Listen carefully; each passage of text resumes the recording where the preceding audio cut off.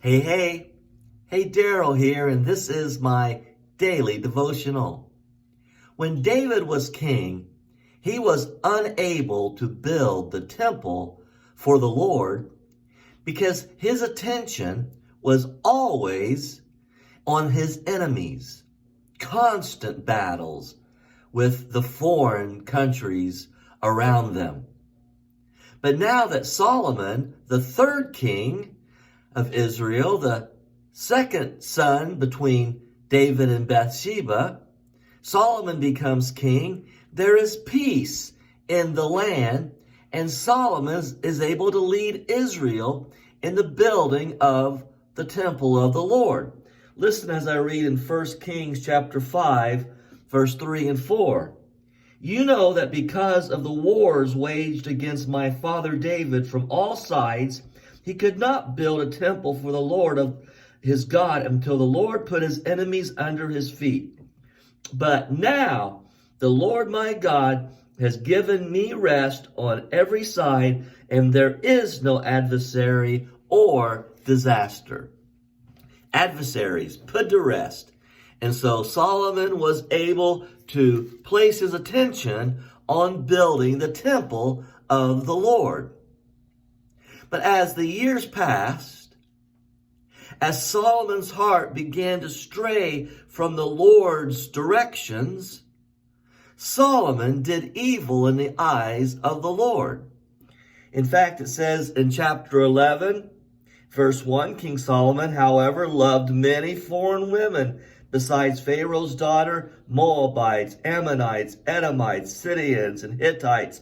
They were from nations about which the Lord had told the Israelites, you must not intermarry with them, because they will surely turn your hearts for their gods. And that's exactly what happened.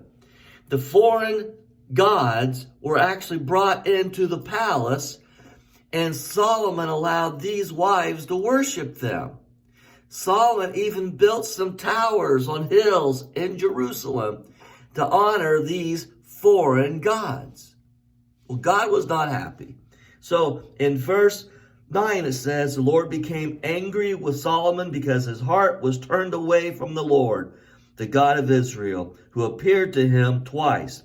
Although he had forbidden Solomon to follow other gods, Solomon did not keep the Lord's command. So the Lord said to Solomon, since this is your attitude, and you have not kept my covenant, and you have not kept my covenant and my decrees, which I commanded you, I will most certainly tear the kingdom away from you and give it to one of your subordinates. Nevertheless, for the sake of David, your father, I will not do it during your lifetime. And so now, though there had been a period of rest from the wars, the Lord allows an enemy to rise up against Solomon. Verse 14, then the Lord raised up against Solomon an adversary, Hadad, the Edomite, the royal line of Edom.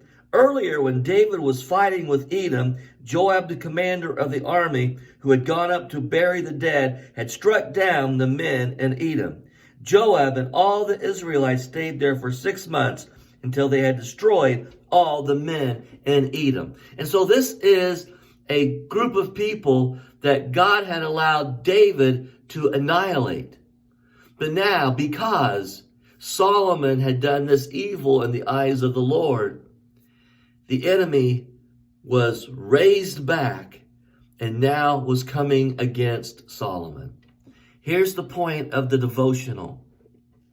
When we stray from the Lord, and when we start thinking what's right in our eyes, as Solomon did, taking in these foreign women as wives, taking in their foreign gods to worship, when we begin doing things in our eyes that are opposed to God's decrees, there is going to be unrest.